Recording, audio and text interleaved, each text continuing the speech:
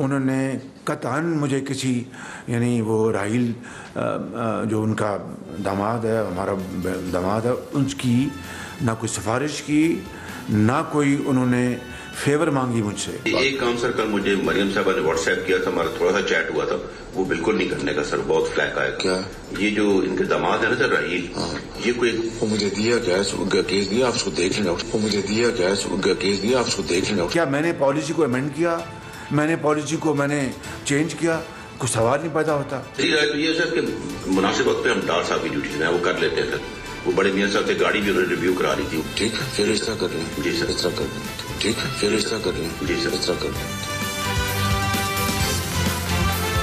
अस्सलाम वालेकुम, good evening. मैं हूं मेहर बुखारी। वज़ीर आज़म शहबाज शरीफ ने अपने दौरे इक़्तिदार के 6 माह में पहली बार धुआंधार प्रेस कॉन्फ्रेंस की।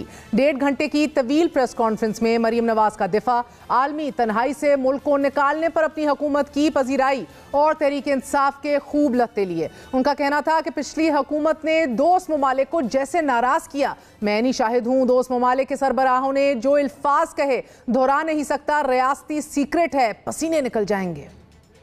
पिछली हुकूमत ने जिस तरह हमारी खारजा पॉलिसी का हुलिया बिगाड़ा और बेड़ा गर्क किया, खारजा पॉलिसी का दोस्त ममालिक को, बरादर ममालिक को जिस तरह नाराज़ किया गया, जिस तरीके से बात की पिछली हुकूमत की बारे में और उसकी सरबराह के बारे में, वो अल्फाज यानी आपको मैं बताऊं तो आप भी बहुत आपको पसीना आ जाएगा। वज़ीर आज़म ने इमरान खान को अक्ले कुल, आइंस्टाइन जैसे कई अलकाबात से नवाजा। इमरान खान का टांग पर टांग रखकर तहकमाना अंदाज का तस्करा भी खूब था। मैं अक्ले कुल हूँ और यानी किसी की परवाह न करना, किसी को इज्जत न देना, एहतराम से बात न करना और एक अपने आप को आइंस्टाइन समझना, टांग पे टांग रखकर काम करना, कुछ ना। वज़ीर आज़म का कहना था कि एक हाथ में कशकोल हो और दूसरे हाथ से आप लोगों को धुतकारें। इमरान खान दोस्त ममालिक को ऐसे मिलते थे कि जैसे वो आपसे पैसे मांगने आए हों। पिछले हुकूमत ने मुईशत को तबाह किया, हम तिनका तिनका जोड़ रहे हैं। हमारी जो माशी हालत है, जिसको पिछली हुकूमत ने अपना उसका होलिया बिगाड़ दिया, उसको तबाह बर्बाद कर दिया, उसके बाद हम तिनका तिनका हम जोड़ने की कोशिश करें।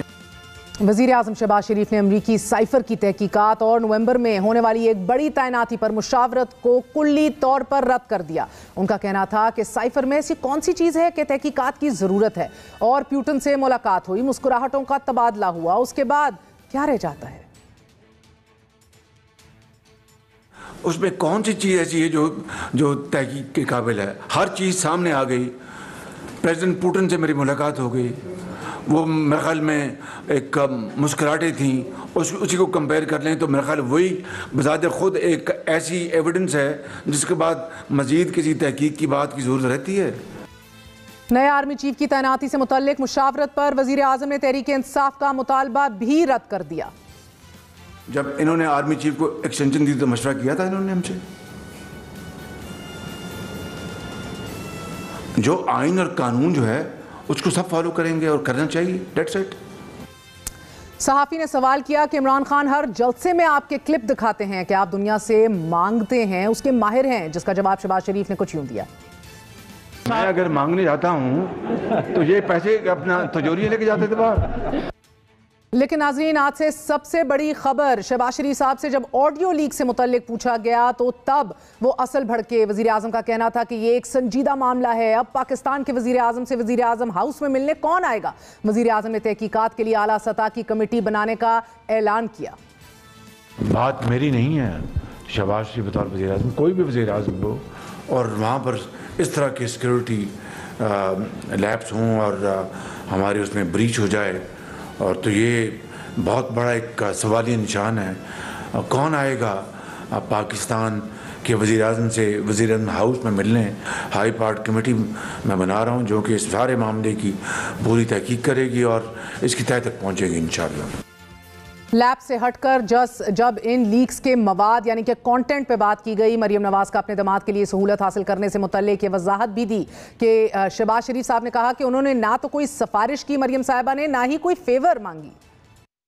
उन्होंने कतई मुझे किसी यानी वो राहिल जो उनका दामाद है, हमारा दामाद है, उसकी ना कोई सिफारिश की, ना कोई उन्होंने फेवर मांगी मुझसे।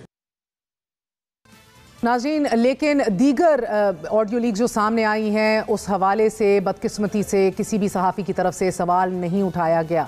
इन ऑडियो लीक्स में से एक अहम तरीन ऑडियो लीक जो है वो सेहत कार्ड से मुतल्लिक है। 25 अरब रुपए का सेहत कार्ड प्रोग्राम जो डिसबैंड करने की बात जब मरियम साहिबा ने अपने अंकल यानी कि वज़ीर आज़म पाकिस्तान से की। मुलाहिज़ा कीजिए।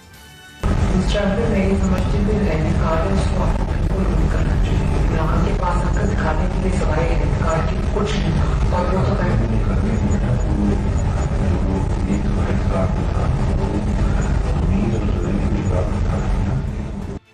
रियासत बचाने से हट के सियासत की ऐसी बहुत सी ऑडियो लीक्स अब सामने आने वाली हैं। आने वाले दिनों में भी तहरीक इंसाफ का भी ये दावा है कि ऑडियो लीक्स का बहुत सा मवाद अभी मंजर आम पर आना बाकी है। हुक्मरानों पर जुमा भारी हो सकता है। मुबैना हैकर की ट्विटर पोस्ट के मुताबिक जुमे को तमाम ऑडियोज़ मंजर आम पर आ जाएंगी। हैकर ने अपनी आखिरी ट्वीट्स में मुतल्ला किया है कि मुबैना तौर पर नहायत हसास गुफ्तगू जो मुल्क के ताकतवर इदारों के सरबराहान से ताल्लुक़ रखती है वो भी मंजर आम पर लाई जाएगी। इलेक्शन कबल अज़ वक्त कराने आर्मी चीफ की तैनाती पर मुशावरत, अमरीकी साइफर की तहकीकात, वज़ीर आज़म ने इमरान खान के 3 बड़े मुतालबात को 2 टोक अल्फाज में रद्द कर दिया। लेकिन जुमे को क्या होने जा रहा है और इस हुकूमत के लिए कितनी मुश्किलात होंगी, क्या उसमें इमरान खान साहब की अपनी लीग्स बतौर वज़ीर आज़म भी सामने आएंगी? वज़ीर आज़म ने दूसरे लफ्ज़ों में आज हुकूमती पॉलिसी से मुतल्लिक साबिक वज़ीर आज़म को आगाह कर दिया है, जबकि इमरान खान अवाम को मोबिलाइज कर रहे हैं लेकिन लॉन्ग मार्च पर तज़ब्ज़ुब का शिकार है। इमरान खान 3 विकेटें बेयक वक्त कैसे गिराएंगे? अब तहरीक इंसाफ का अगला सियासी कदम क्या होगा? बात करेंगे। हमारे साथ मौजूद हैं फवाद चौधरी साहब, साबिक वफाकी वज़ीर इत्तलात रह चुके हैं और तहरीक इंसाफ के तर्जुमान हैं। चौधरी साहब, बहुत बहुत शुक्रिया साथ देने का। आज आपने वज़ीर आज़म पाकिस्तान शहबाज शरीफ साहब की यकीनन प्रेस कॉन्फ्रेंस सुनी होगी। बड़े जज्बाती होकर उन्होंने सवालों के जवाब दिए और उन्होंने चैलेंज किया कि पहले वीडियो लीक्स की बात करते हैं क्योंकि बड़ी तफसीली गुफ्तगू उन्होंने की। उन्होंने कहा कि मरियम बेटी है, किसी सिफारिश या फेवर का उसने नहीं कहा, एप्लीकेशन दी थी तौकीर शाह को। महर, पहली बात तो ये है कि इसका जो सबसे इम्पोर्टेंट एस्पेक्ट है वो तो ये है कि शहबाज शरीफ साहब ने ये बात एडमिट कर ली है कि जो गुफ्तगू हुई है वो सही है और उसमें कोई अब उबहाम नहीं रह गया कि जो सारी ऑडियो लीक्स आ रही हैं वो एक हकीकत के ऊपर मबनी है और आप शहबाज शरीफ साहब ने उनको एडमिट कर लिया है। दूसरी बात जो वो कह रहे हैं कि मरियम नवाज ने उनको नहीं कहा, वो शायद भूल गए हैं कि जो इसकी सब्सिक्वेंट वीडियो है जिसमें वो मिफ्ता इस्माइल की बुराई कर रहे हैं दोनों चचा भतीजी मिलके, उसी में ही मरियम ने उन्हें ये कहा है कि ये जो उनका बेटे का या वो जितना दामाद जो जितने लिए मेरे लिए खिदमात इंजाम दे रहा है वो मेरे बच्चों से भी ज़्यादा बढ़ के मेरे लिए कर रहा है, तो उसको अकोमोडेट तो करना है। और शहबाज शरीफ उसे एडवाइस कर रहे हैं कि आप इस तरह करें ना कि इंडिया के बजाय किसी तीसरे मुल्क को डाल के तो ये मशीनरी मंगवा लें, और उस पर वो कह रही हैं कि हाँ ये हो सकता है लेकिन रेट बड़ा बढ़ जाएगा। तो मुझे लगता है कि शहबाज शरीफ साहब भूल ही गए कि जो सब्सिक्वेंट ऑडियो है उसमें ना सिर्फ मरियम नवाज ने उनसे तफसीली डिस्कशन की बल्कि शहबाज शरीफ साहब ने उनको मशवरा दिया कि वो किस तरह से कानून को बाईपास कर सकते हैं। ये अब एक फिट केस है रेफरेंस का शहबाज शरीफ साहब के खिलाफ, और इंशाल्लाह हम इसके ऊपर कल या परसों मूव करेंगे। जहाँ तक इसकी दूसरी बात है कि उन्होंने कहा कि बड़ा सीरियस लैप्स है, ये बिल्कुल सही बात है और मैं ये समझता हूँ कि बिल्कुल मजाक है कि 140 घंटे की जो कन्वर्सेशन है, 140 घंटे की जो गुफ्तगू है वो पाकिस्तान के वज़ीर आज़म की इस तरह से अवेलेबल। फवाद चौधरी साहब, उन्होंने कहा ना कोई फेवर, ना कोई फेवरेटिज्म, ना कोई सिफारिश, ना ही मैंने काम किया, ना पॉलिसी अमेंड की, ना ही पॉलिसी तब्दील की, तो इल्ज़ाम किस बात का है? तो मैं बात यह है कि ये तो मेरा या आपका या शहबाज शरीफ साहब का कहना तो इररिलेवेंट है ना। अगर आप वो टेप दूसरी चलाएं जिसमें वो मरियम नवाज ये गुफ्तगू कर रही हैं और शहबाज शरीफ उन्हें ये मशवरा दे रहे हैं कि आप कैसे इस पॉलिसी को जो है वो शिकस्त दे सकती हैं, कैसे इस पॉलिसी के होते हुए आप सबवर्ट कर सकती हैं कानून को, उसके बाद लोगों की अपनी ओपिनियन होगी, वो बना लेंगे कि ये शहबाज शरीफ साहब ने कानून तोड़ा है या नहीं तोड़ा, और इलेक्शन कमीशन जिस ट्राइब्यूनल को भेजेगा उसकी ओपिनियन भी देखना। अगर यही बात इमरान खान साहब से बहैसियत वज़ीर आज़म की जाती किसी बहन या किसी भतीजे के मामले के ऊपर, तो इमरान खान साहब का क्या रिस्पॉन्स होता? इमरान खान का रिस्पॉन्स तो पता ही है लोगों को, उनका ये मामला है नहीं, ना ही वो कभी किसी की फेवर इस तरह से करेंगे, ना ही वो किसी का कहेंगे। हमारे तो जो सारे झगड़े हैं वही इसी बात के हैं कि इमरान खान ने हमारी मदद क्यों नहीं की जब कि वो कर सकते थे। बात तहरीक इंसाफ भी हमेशा करती है इखराजात की, और किस तरह आसिफ अली जरदारी, नवाज शरीफ, PMLN, PPP ने अरबों रुपए कौम के लुटा दिए अपने बैरून दौरों पे। उन्होंने कहा कि 97 ऑनवर्ड्स टू डेट यानी 2022 तक तमाम तर बैरून दौरे और एक्सटर्नल विजिट्स जो होते हैं उसका खर्चा वो अपनी जेब से उठाते हैं, बल्कि उनके साथ जो सरकारी अफसरान होते हैं अक्सर वो भी अपना खर्चा खुद उठाते हैं। देखिए ये तो बिल्कुल ही फ्रॉड है। ये जिस तरह से ये करते थे कि जो सहाफ़ी साथ लेके जाते थे वो कह देते थे कि वो इदारा उनका पैसे दे रहा है और बाद में उनको इश्तिहार देके उसमें कवर कर देते थे। इसी तरह के ये भी फ्रॉड होंगे। लेकिन जहाँ तक खर्चों का ताल्लुक है वो खर्चों की तफसीलात में अभी आपको भिजवा देता हूँ ताकि लोगों को पता चल जाए कि जो जरदारी नवाज शरीफ की हुकूमतें थी उन्होंने कितना खर्चा किया अपने दौरों के ऊपर, इमरान खान की हुकूमत ने। आप कह रहे हैं कि वजीर आजम पाकिस्तान गलत बयानी कर रहे हैं आज भी? वज़ीर आज़म पाकिस्तान हमेशा ही गलत बयानी करते हैं, तो नई बात तो नहीं। जिस दिन वो सही बयानी करेंगे वो खबर होगी। बहरहाल सर, इंतखाबात मुकर्ररा वक्त पे ही होंगे। उन्होंने ये भी बताया है कि हमने अपना सियासी सरमाया जो है वो झोंक दिया है, तमाम तर हिम्मत लगा रहे हैं और अब मुकर्ररा वक्त तक ही इलेक्शंस होंगे। इसके ऊपर भी वज़ीर आज़म का हतमी फैसला सामने आ गया और साथ उन्होंने अहम तरीन तकर्री जो 2 माह बाद मुतवक्के है उसके ऊपर भी आपसे मुशावरत करने के ऊपर भी उसको रद्द किया, उस ऑप्शन को, ये कहते हुए कि जब आप लोगों ने एक्सटेंशन दी थी चीफ अवामी स्टाफ को तो क्या उनसे मशवरा लिया था? अगर शहबाज शरीफ साहब के बस में हो तो वो साल बाद नहीं, वो अगले 10 साल भी इलेक्शन ना करवाएं।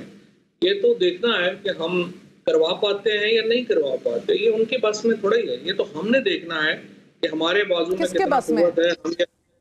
ये तो हमने देखना है ना कि हमारे बाजुओं में इतनी ताकत है, हम करा सकते हैं या नहीं करा सकते। शहबाज शरीफ तो जाहिर है वो तो 10 साल भी नहीं कराएंगे, ये उनका कहना ना कहना क्या मैटर करता है।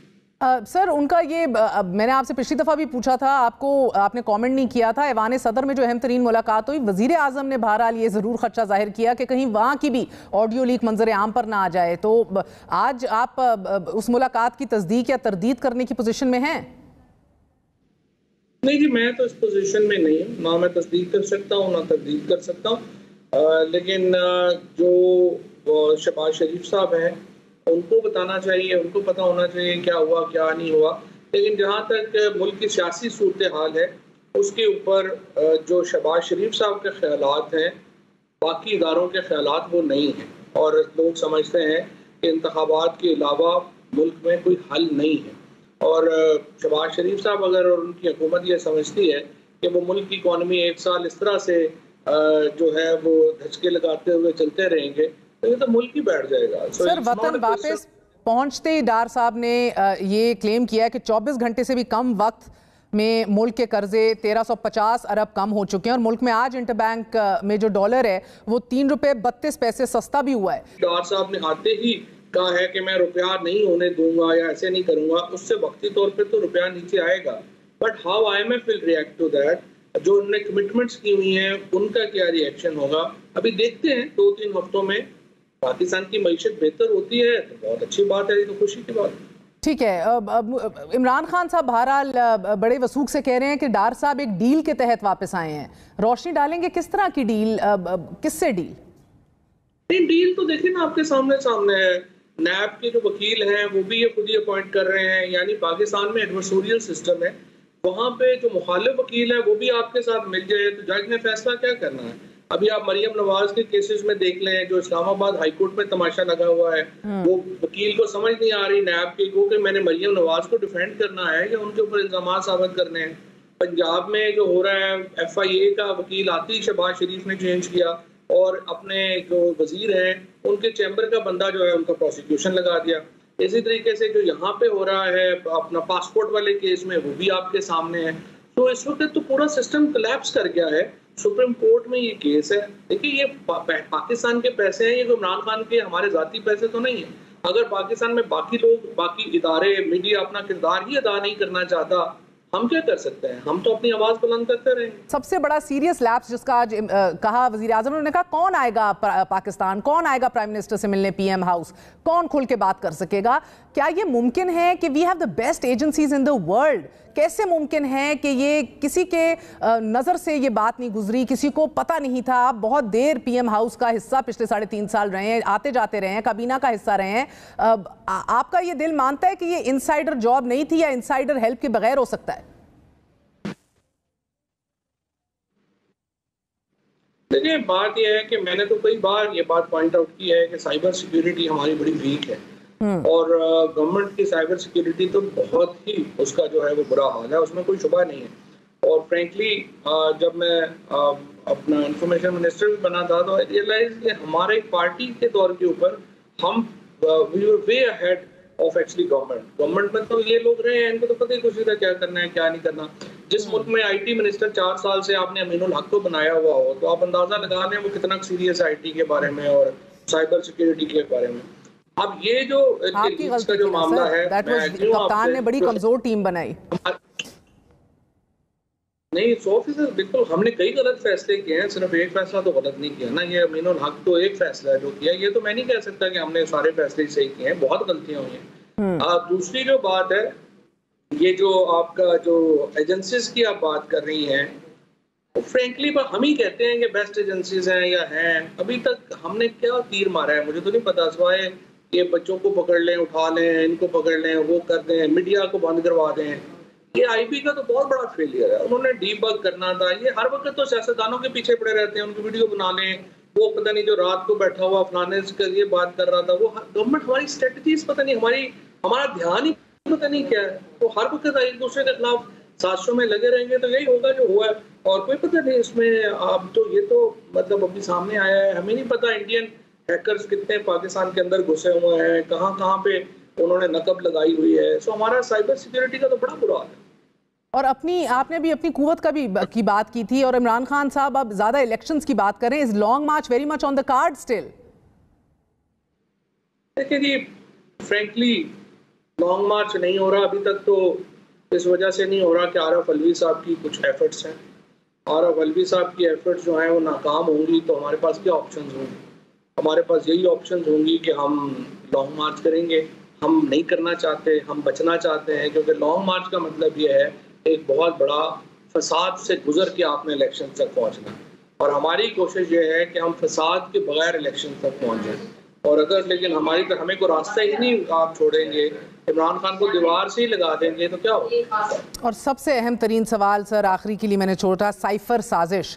आज वजीर आजम पाकिस्तान ने कहा है कौन सी चीज़ है जो तहकीक के काबिल है। अब तो मैं प्यूटन से भी मेरी मुलाकात हो गई, प्यूटन सदर मुझसे मिल गए, इम्पोर्टेड गवर्नमेंट कहाँ की रही, सारा बयानिया ठप हो गया, क्यों मिले मुझसे, तिजारत ट्रेड की बात हुई, कौन सी इम्पोर्टेड गवर्नमेंट, डोनर कॉन्फ्रेंस हो रही है, दुनिया का हर मुल्क नुमाइंदगी के लिए बात कर रहा है। और अब ये साइफर जो है, जो साजिश आप लोग कहते हैं, तहकीक जिसकी आप मांगते थे, वो कहते हैं चीज़ क्या रह गई है तहकीकात के लिए? But how does his meeting with Putin actually जो साइफर की साजिश है उसको वो एलिमिनेट करती है? I mean, America hasn't really pushed him out, right? The point was कि आप लोगों की रशिया से मुलाकात के ऊपर या प्यूटन से मुलाकात इतनी बुरी अमेरिका को लगी, जिधर से धमकियां आना शुरू हुई, साजिश जो है वो पूरी बुनी गई, इम्पोर्टेड गवर्नमेंट को प्लेस दिया कि वो कहते हैं मैं मिल के आया हूँ प्यूटन से, मैं तो तिजारत आगे लेके जा रहा हूँ। तो इनका फिर इसका मतलब है शहबाज शरीफ साहब को बायलैटरल विजिट और दौरे का और मल्टीलैटरल साइड मीटिंग का कोई फ़र्क ही नहीं पता, और उनको मतलब ही नहीं पता कि इसका मतलब क्या है कि जब आप SCO की साइडलाइन के ऊपर मिलेंगे तो उस मुलाकात का क्या मानी है, और जब आप एक बायलैटरल विजिट के ऊपर हों तो उसके क्या मानी है। हमने पहले ही ये कहा है, जो मीटिंग है शहबाज शरीफ की पुतिन से, जिसके बाद ये बयान आया था कि सस्ता तेल और गंदम हम दोबारा जो है उनसे ले सकते हैं। हमने उस वक्त आज से 1.5 महीने पहले मैंने कहा था कि अगर ये सस्ती गंदम और तेल और गैस अगर शहबाज शरीफ लेंगे तब आपको लगता है कि मसला पड़ेगा अमेरिका के साथ, या तब भी मसला सिर्फ आप लोगों से ही था? देखिए, ये हौसला तो करें ना, ले तो सही ना। हमें सिर्फ इशू ये है, अमेरिका के साथ हम बड़ी वाज़ेह कर चुके हैं, we are not anti America, we want really good relationship with USA, but हम ये चाहते हैं कि अमेरिका हमसे वैसे ही हमें ट्रीट करे जैसे वो इंडिया को ट्रीट करता है, जैसे वो बाकी दुनिया के मुल्कों को ट्रीट करता है। एक सॉवरेन सर इजाजत मिलेगी, मैं तो आपसे पूछ रही हूँ, अभी तक आपकी जो रीडिंग रही है, क्या शहबाज शरीफ की हुकूमत रशिया से हमारे लिए सस्ती गंदम और तेल ले सकेंगे? मुझे नहीं लगता ये इससे आगे जाएंगे। ये सिर्फ अल्फाजी इनकी है, इसके आगे ये नहीं जाएंगे। ये फिर जो है ये छोटी छोटी बातों के ऊपर डर जाते हैं।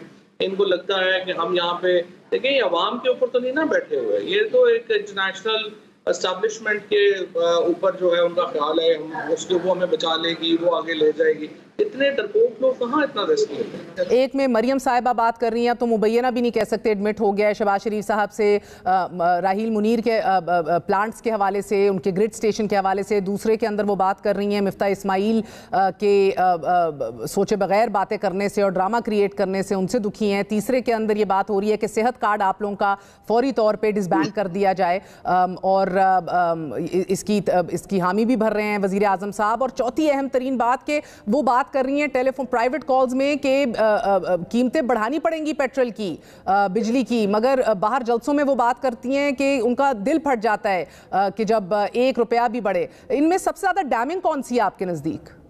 खसूसन मैं समझता हूँ कि सेहत कार्ड पे वो इतनी बड़ी ज्यादती है कि आपको खुद जुकाम भी होता है तो आप खुद बाहर चले जाते हैं, लेकिन पाकिस्तान के लोगों को आप महरूम करना चाहते हैं कि वो 10 लाख रुपया की इंश्योरेंस जो हर इस वक्त पाकिस्तानी के पास है, आप उससे महरूम करना चाहते हैं। ये इंतहाई अहमकाना बात है, बड़ी छोटी बात है मेरे ख्याल में। और इसी तरह से आपने तेल के ऊपर देखा कि बाहर और बात कर रही है, अंदर कह रही है नहीं बढ़ा दें पैसे। तो यही उनके जो दो रुखी उनका है, जो उनके डबल फेस चूंकि वो हैं, इसीलिए उनकी इज्जत नहीं है। और पॉलिटिक्स में भी she is a big failure despite हर शुक्रिया। हमारे साथ फवाद चौधरी साहब मौजूद है, आपने गुफ्तगू सुनी। एक छोटा सा वक्फा, वक्फे के बाद अहम तरीन खबर के साथ।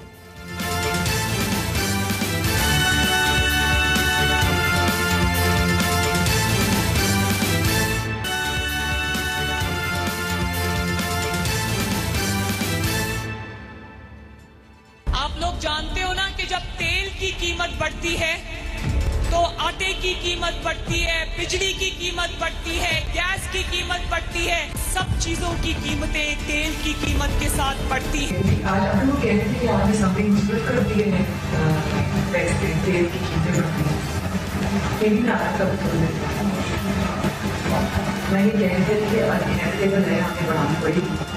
अंकल हमें साथ साथ हम करके मैं किसी और तरीके से मेरे करके बहुत। जब मुझे 1 रुपया भी पर लीटर बढ़ाना पड़ता है तो मेरे दिल पर क़यामत गुजरती है। मैं ये कह रही थी कि अनइनेविटेबल है, हमें बढ़ानी पड़ेगी। मैं ये कह रही थी कि अनइनेविटेबल है, हमें बढ़ानी पड़ेगी।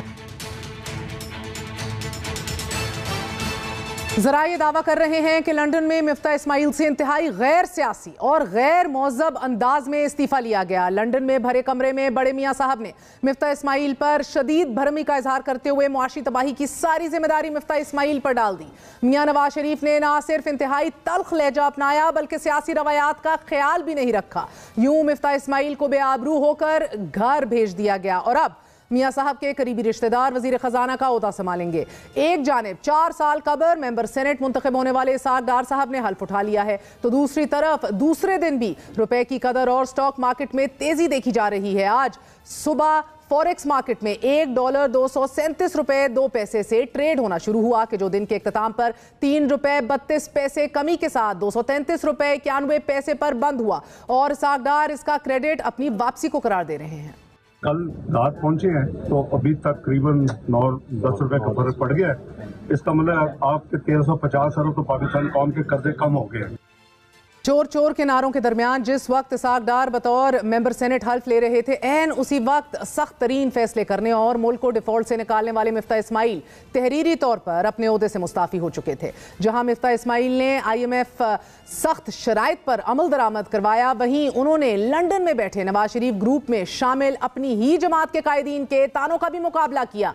अब जबकि इसाक डार अगले 24 घंटों में वजीर खजाना का हल्फ ले लेंगे तो उनके सामने IMF शराइत पर अमल करने की बजाय IMF कर्ज प्रोग्राम में नरमी की यकीन दहानियां भी मौजूद हैं और इसका सहरा भी मुस्ताफी होने वाले वजीर खजाना मिफ्ताह इस्माइल के सर जाता है। आज डॉन अखबार में खलीक क्यानी की छपने वाली खबर के मुताबिक अक़वाम मुत्तहिदा की जनरल असेंबली इजलास में शिरकत के दौरान मिफ्ताह इस्माइल की IMF के मैनेजिंग डायरेक्टर से एक नतीजा खेज मुलाकात हुई। मुलाकात में मिफ्ताह इस्माइल सैलाब के बायस तबाही के तनाजुर में 3 अहम प्रोग्रामों में नरमी की यकीन दहानी हासिल करने में कामयाब हो गए।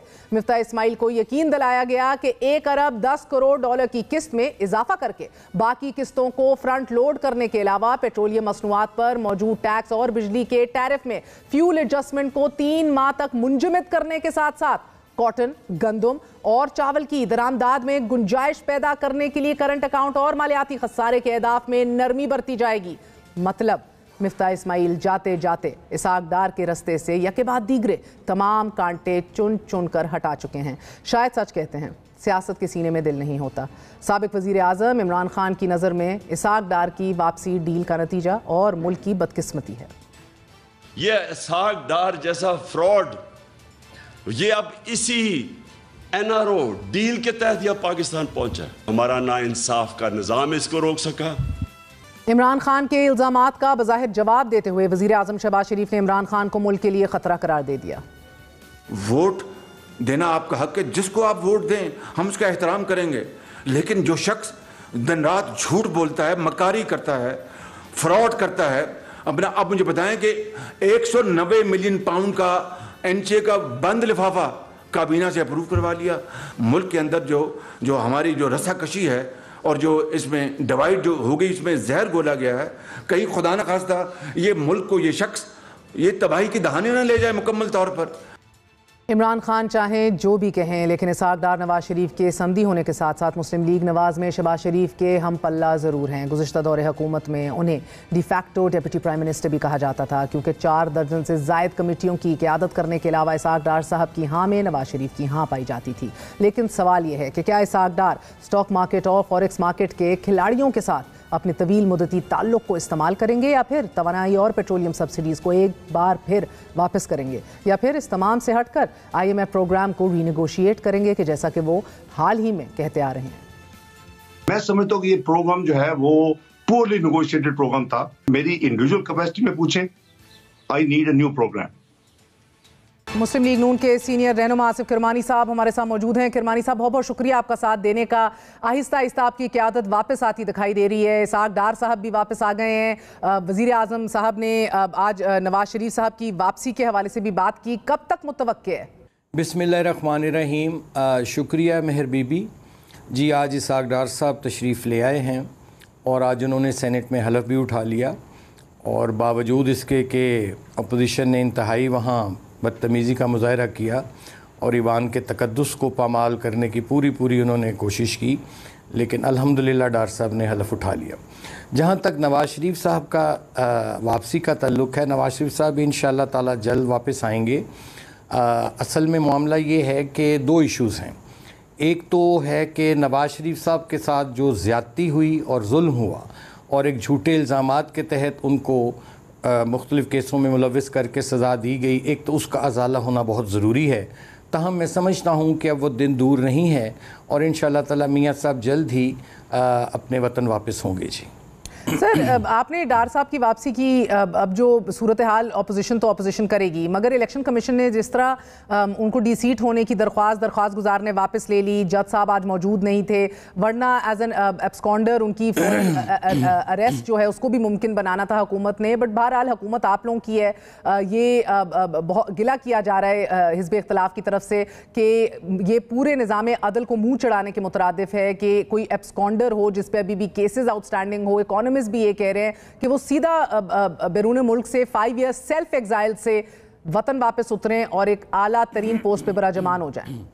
ये सारी एक पॉलिटिकल इंजीनियरिंग हुई है पिछले 4-5 सालों में, जिसकी जद में नवाज़ शरीफ साहब, मरीम नवाज़, इसहाक डार साहब और मुस्लिम लीग नून के दीगर रहनुमाओं के साथ ज़्यादती की गई और सिर्फ इल्ज़ामात की बुनियाद पर उनको कैदोबंद में रखा गया। जो सख्त नागुज़ीर फैसले करने के थे वो तो सारे मिफ्ता इस्माइल साहब ने आपके लिए कर दिए, उसके लिए पंचिंग बैग भी बन गए, बाहर से भी उन्होंने क्रिटिसिज्म लिया, अंदर से भी क्रिटिसिज्म लिया, एक तमाशा बन के उनको रुखसत होना पड़ा। जिधर आपकी क़यादत की ऑडियो लीक्स सामने आ गई, उनका तमस्खर भी उड़ाते हुए और उनको उनसे नाला भी होते हुए, दुखी भी होते हुए। और इन्हीं ऑडियो लीक्स का हिस्सा एक वो ऑडियो लीक भी है कि जिसके अंदर एक प्रिंसिपल सेक्रेटरी एक वज़ीर आज़म को कह रहा है कि डार साहब हैंडल कर लेंगे मरियम साहिबा के दामाद का ये इशू, वो बेहतर हैंडल करना जानते हैं, इन चीज़ों को पहले भी कर चुके हैं।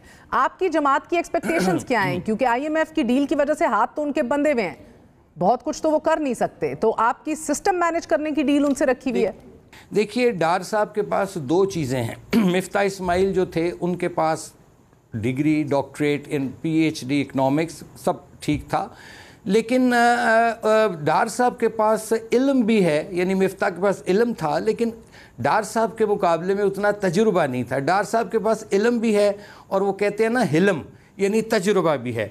तो ये दोनों चीज़ें इंशाल्लाह ताला मिल के, वी नो के हालात बहुत इस वक्त नाजुक हैं, लेकिन पाकिस्तान ऊपर से ये सैलाब आ गए, एक और बड़ा चैलेंज आ गया, $30 बिलियन का नुकसान हुआ है। आपकी तरफ से बार बार कहा गया कि सियासत नहीं रियासत बचाने आए हैं, अपनी सियासत पीछे छोड़ दी है, लेकिन हर गुजरते रोज़ हर नई ऑडियो लीक ये साबित कर रही है कि रियासत पे सियासत को तरजीह दी जा रही है। चाहे मरियम नवाज शरीफ साहिबा की इंटरनल प्राइवेट मीटिंग्स में उनका कहना हो कि तेल की कीमतें बढ़ाना नागुज़ीर है और बाहर आके कहना हो कि मेरा कलेजा फट जाता है हर ₹1 के ऊपर जो बढ़ती है और मैं इन पॉलिसीज़ को सपोर्ट नहीं करती और मैं इनको डिसोन करती हूँ, या फिर वो नागुज़ीर फैसले जो मिफ्ता इस्माइल साहब ने किए, अंदर खाने आप लोग उनको डिसमिस करते हैं और कहते हैं तमाशा बना रहे हैं, उसको पता ही नहीं है ये बात क्या कर रहा होता है, उसको तो पता भी नहीं है काम क्या कर रहा है। अब आप सब मिल बैठ के जितने भी ट्रिब्यूट्स और खराज तहसीन उनको पेश करें, सच तो सामने आ चुका है सर। पहले भी मरियम साहिबा कह चुकी थी और अब तो प्राइवेट लीक्स भी सामने आ चुकी हैं। मसला सिर्फ ये है सर कि अगर अंदर बैठ के सेहत कार्ड को डिसबैंड किया जाएगा कि भाई ये इमरान खान की वाहिद अचीवमेंट है और वज़ीर आज़म साहब कहेंगे कि फंड्स ना काफ़ी थे, ये एक्सक्यूज़ बना के इसको डिसबैंड कर देंगे, तो सर इस हर मिसाल में साबित होता है कि रियासत नहीं सियासत तरजीह ले रही है।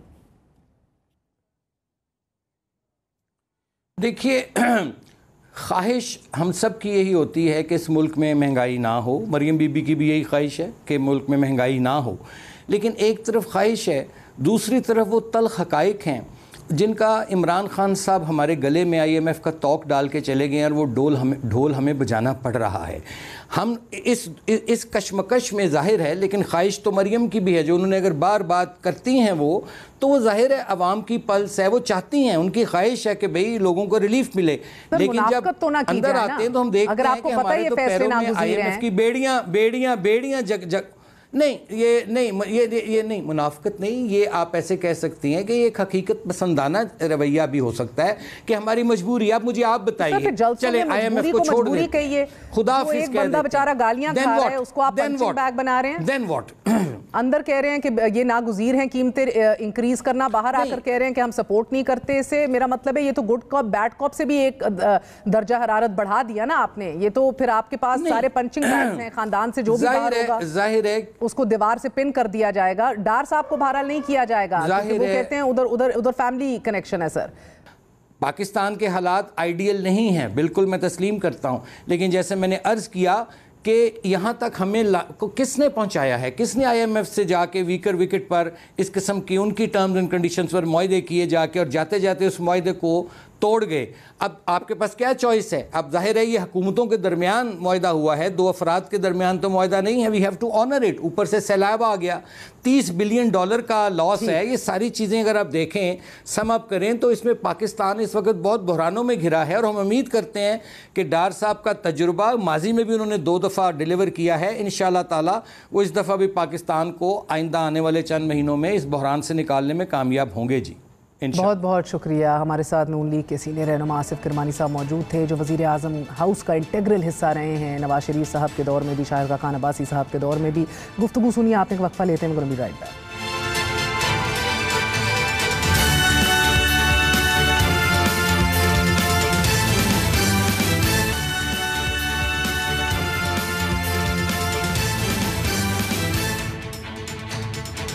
इस्लामाबाद में होने वाले सारा इनाम के बेईमाना कत्ल ने मुआशरे को हिला कर रख दिया है। कातिल शाहनवाज के खिलाफ पुलिस ने आज एक और FIR दर्ज कर ली है। पुलिस ने केस के मरकजी मुलजिम शाहनवाज के कब्जे से गैर कानूनी क्लैशनकॉफ बरामद होने पर थाना शहजाद टाउन में एक और मुकदमा दर्ज कर लिया।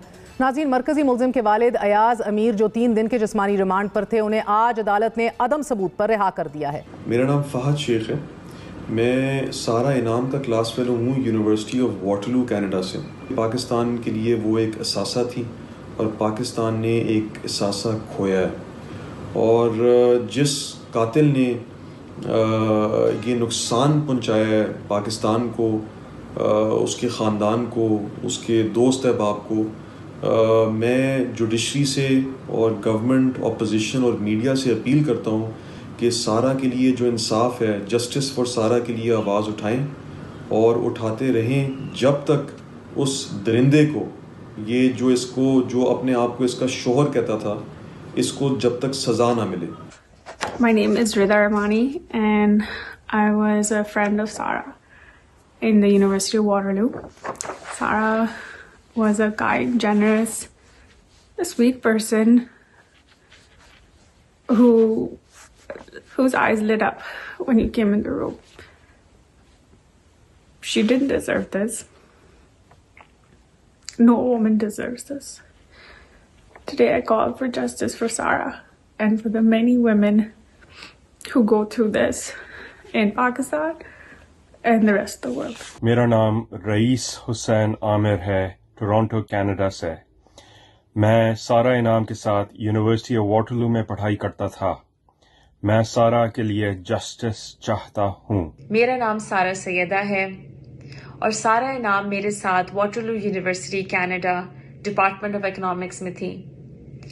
सारा का इस तरीके से हम सब से छिन जाना हम सब के लिए बहुत शॉकिंग है।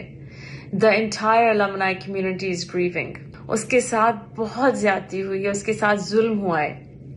मेरी आप सब से ये अपील है, जो ये वीडियो देख रहा है, कि हमारा साथ दें और सारा के लिए आवाज उठाएं। We want justice for सारा। पाकिस्तान में खवातीन पर बेईमाना तशद्दुद में होश शबा इजाफा देखने में आ रहा है। State of violence against women and children के मुताबिक पाकिस्तान में 2021 के मुकाबले में खवातीन के खिलाफ जराइम में 2 गुना इजाफा हुआ है। 2020 में खवातीन पर तशद्दुद के 1333 केसेस हुए, जबकि 2021 में यह तादाद बढ़कर 2600 तक पहुँच गई। वजारत इंसानी हकूक़ के दादोशुमार के मुताबिक गुज़िश्ता 4 सालों के दौरान 14,456 खवातीन को मुख्तलिफ जराइम में निशाना बनाया गया है।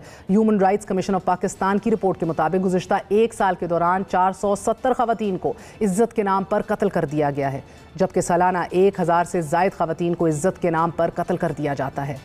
और UN के मुताबिक ये तादाद 5000 है। ये है इस मुआशरे की वो संगीन सूरत हाल कि जिसमें खवातीन घुट घुट कर जी रही हैं और जिसमें मामूली सा इख्तलाफ, छोटी सी लड़ाई, आर्ग्यूमेंट, सतही सी गलती पर खवातीन की जान ले ली जाती है। कल तक नूर मुकद्दम, कंदील बलोच की मजलूम अरवा इंसाफ के लिए तड़प रही थीं और आज सारा इनाम अपने बेगुनाह मौत का जवाब मांग रही है। सारा इनाम की कातिल के साथ जो चैट्स हुई, मुझे मौका मिला कि मैं उनको देख सकूं। वो रिकॉर्ड्स भी अभी तफ्तीशी अफसरान के पास हैं।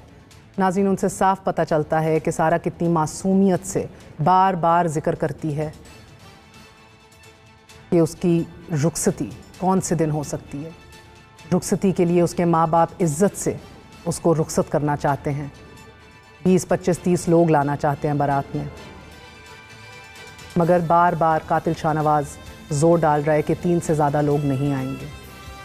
बार बार उसके वालिदैन पर इल्ज़ाम लगा रहा है, बार बार उसको गैस लाइट कर रहा है, बार बार उसको ब्लॉक करता है, अनब्लॉक करता है। और इस तवील चैट्स के सिलसिले में बार बार सारा की मासूमियत झलकती है जब वो हाथ जोड़ जोड़ के कहती है, मैं तुम्हारी बीवी हूँ, मेरे वालिद अब मुझे रुखसत करना चाहते हैं, क्यों नाराज़ हो, मैं तुम्हें मनाना चाहती हूँ, मैं तुम्हारी मदद करना चाहती हूँ, प्लीज़ मुझसे रूठ होना। मज़ीद इन्फॉर्मेशन आपको हर रोज़ देते जाएंगे। जस्टिस फॉर सारा को ट्रेंड कराइए। ये ख़वातीन का, सिर्फ किसी भी खातून का ये सवाल नहीं है। आप और मैं, हमारी बच्चियाँ, कोई भी महफूज नहीं है इस मुआशरे में। गुड नाइट, अल्लाह हाफ़िज़।